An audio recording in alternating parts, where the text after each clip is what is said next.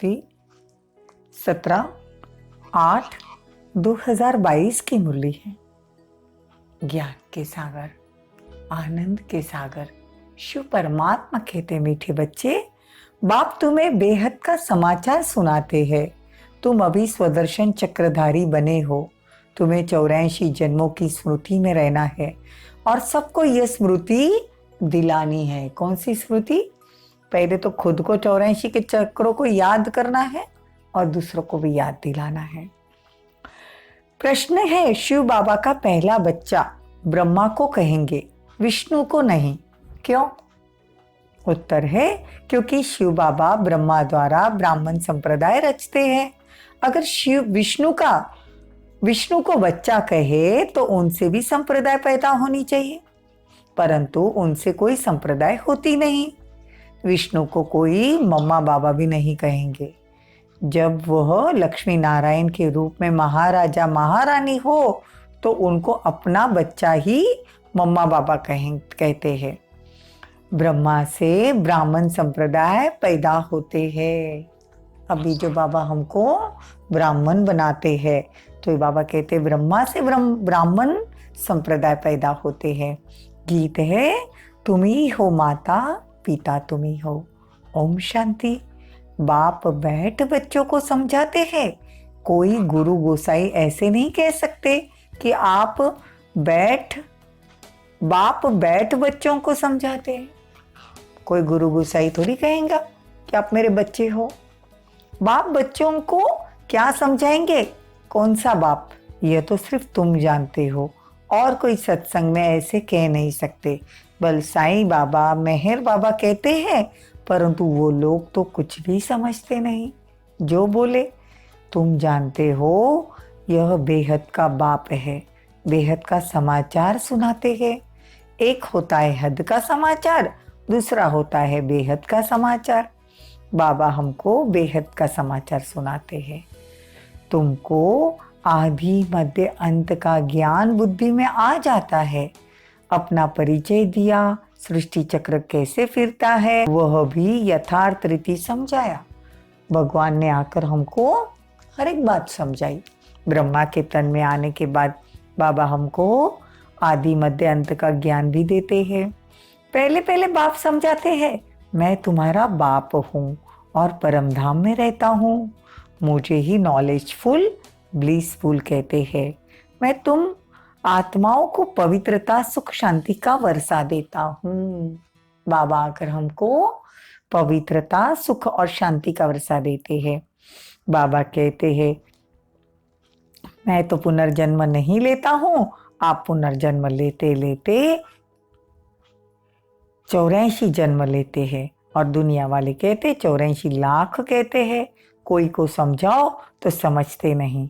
कहते 84 जन्म ठीक है, 84 जन्म कैसे लेते हैं यह बुद्धि में होना चाहिए।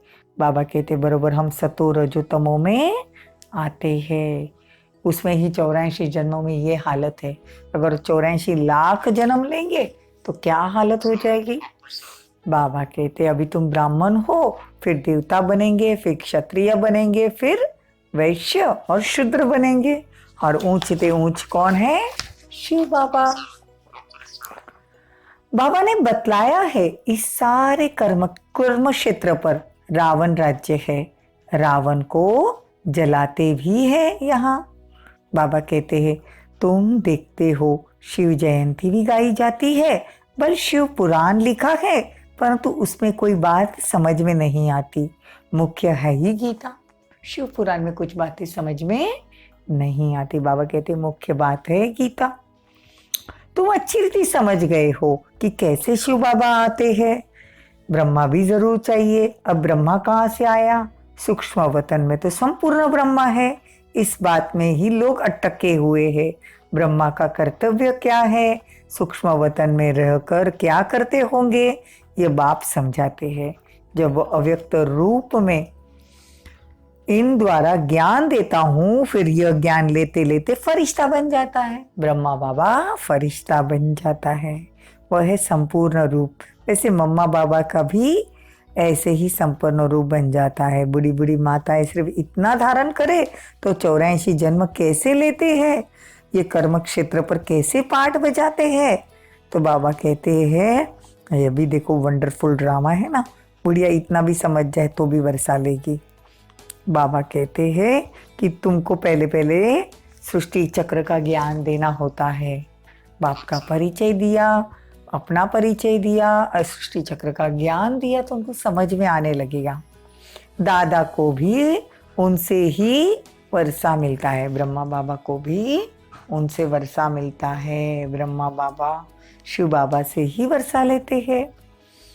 बाबा कहते हैं महिमा तो उसकी गाई जाती है, तमेव माताश्च पिता तमें हो। बरोबर सच्चा सुख देने वाला तो वो है ना, यह भी तुम जानते हो। तो लौकिक संबंधी तो उनको दुख का रास्ता बताएंगे। पहला रास्ता बतलाते हैं कि तुमको शादी करनी चाहिए। देखो बाबा आज क्लियर कर रहे कि लौकिक जो पिताजी या रिश्तेदार रहेंगे तो वो कहेंगे शादी करो, लेकिन देखो ये बेहद का पिता कहता है कि शादी बर्बादी है, अब पवित्र नहीं बनना चाहिए।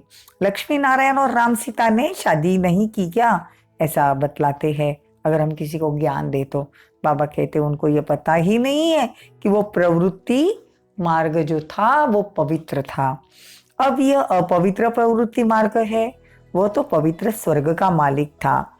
तो बाबा कहते अब देखो पतित नरक के मालिक हो गए, तो यह ख्याल बुद्धि में आता ही नहीं। तुम भारत की महिमा सुनाते हो। देखो हमारे भारत की भी क्या महिमा है। जिस धरा पर भगवान अवतरित हुआ, भगवान ने जहाँ स्वर्ग स्थापन किया, इसीलिए तो कहते हैं ना भारत स्वर्ग। भारत जो था वो सोने की चिड़िया थी। बाबा कहते हैं दुनिया वाले तो लड़ाई न लगी इसलिए कितने यज्ञ रचते हैं शांति के लिए, मंत्र भी जपते हैं परंतु शांति का अर्थ समझते नहीं। बाबा कहते बड़ा सहज है। गॉड फादर को कहते तो बच्चे ठहरे ना, हम सबका बाप हूँ और सब ब्रदर्स है। ब्रह्मा मुख वंशावली तो तुम भाई बहन ठहरे। सतयुग में मुख वंशावली नहीं होते, संगम पर ही मुख वंशावली होते हैं। देखो संगम परम ब्रह्मा के मुख से ज्ञान लेते हैं। बाप कहते कल्प कल्प के संगम युग पर साधारण वृद्ध तन में मैं प्रवेश करता हूँ, जिसका नाम ही ब्रह्मा रखता हूँ, जो फिर ज्ञान को धारण करके अव्यक्त संपूर्ण ब्रह्मा बनते हैं। वही दूसरी बात नहीं। ब्राह्मण फिर देवता बनते हैं, चक्र लगाकर अंत में शूद्र बनते हैं, फिर ब्रह्मा द्वारा ब्राह्मण रचते हैं। बूढ़ियों के ऊपर भी ब्राह्मणियों को मेहनत करनी है। हमने 84 जन्म पूरे किए, ये तो समझ सकते हैं ना। तो बाबा कहते हैं मुझे याद करो। बाबा क्या कहते हैं, मुझे याद करो। और इतना भी चक्र दिमाग में रहे कि हमने 84 जन्म पूरे किए, तो बाबा कहते फिर भी बाबा के घर में स्वर्ग में आ जाए।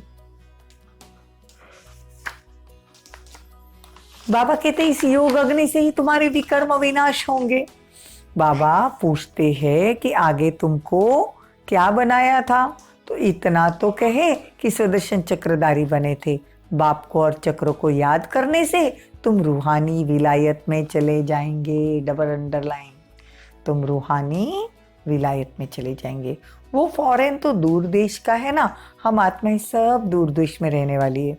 हमारा घर देखो कहाँ है, सूर्य चांद से भी पार, जहाँ कोई गम नहीं। ये गम की दुनिया है ना, तो भगवान कहते वहाँ कोई गम नहीं। अभी तुम आत्माओं का घर की याद आई है, परम धाम की याद आई है। वहाँ शरीर ही रहते थे, शरीर तो नहीं था। ये खुशी होनी चाहिए कि अभी हम अपने घर जाते हैं। बाप का घर सो अपना घर।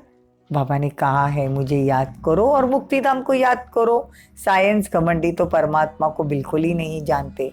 सच्चे बाप को याद करो तो सचखंड का मालिक बन जाएंगे। सच्चा बाबा है ही स्वर्ग स्थापन करता है। कहते हैं और संग बुद्धि योग तोड़ो। सरकारी नौकरी 8 घंटा करते हो, उनसे भी यहाँ बहुत ऊंची कमाई है। कहाँ भी जाओ बुद्धि से यह याद करते रहना है कि तुम कर्मयोगी हो। कितना सहज समझाते हैं। बाबा कितना सोच समझाते हैं। बुढ़ियों को देखकर मैं बहुत खुश होता हूँ, क्योंकि फिर भी हमारी हम जिन्स है। मैं मालिक बनूं, हम जिन्स न बने तो यह ठीक नहीं है ना। बाप है अविनाशी ज्ञान सर्जन, ज्ञान इंजेक्शन सदगुरु दिया, अज्ञान अंधेर विनाश। तुम्हारा अज्ञान दूर हो गया, बुद्धि में ज्ञान आ गया, सब कुछ जान गए ना। अच्छा, मीठे मीठे सिकी लदे बच्चों प्रति माता पिता बाप दादा का याद प्यार और गुड मॉर्निंग। रूहानी बाप की रूहानी बच्चों को नमस्ते।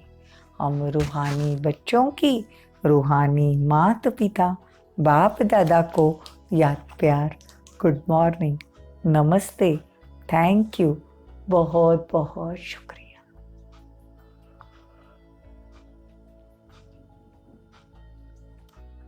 धारणा के लिए मुख्य सार। ऊंची कमाई करने के लिए बुद्धि का योग सबसे तोड़ एक बाप से जोड़ना है। सच्चे बाप को याद कर सचखंड का मालिक बनना है। जैसे ब्रह्मा बाप ज्ञान को धारण कर संपूर्ण बनते हैं, ऐसे ही बाप समान संपूर्ण बनना है। वरदान। अटूट निश्चय के आधार पर विजय का अनुभव करने वाले सदा हर्षित और निश्चिंत भवो।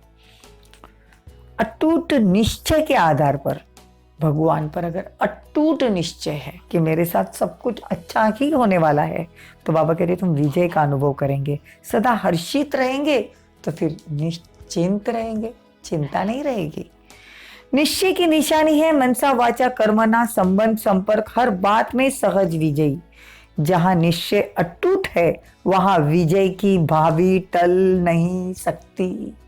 डबल अंडरलाइन, जहां निश्चय है वहां विजय की भावी टल नहीं सकती। ये भावी टल नहीं सकती।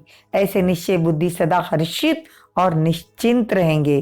किसी भी बात में यह क्या, क्यों, कैसे कहना भी चिंता की निशानी है। निश्चय बुद्धि निश्चिंत आत्मा का स्लोगन है। क्या स्लोगन है? जो हुआ अच्छा हुआ, अच्छा है और अच्छा ही होना है। वह बुराई में भी अच्छाई का अनुभव करेंगे।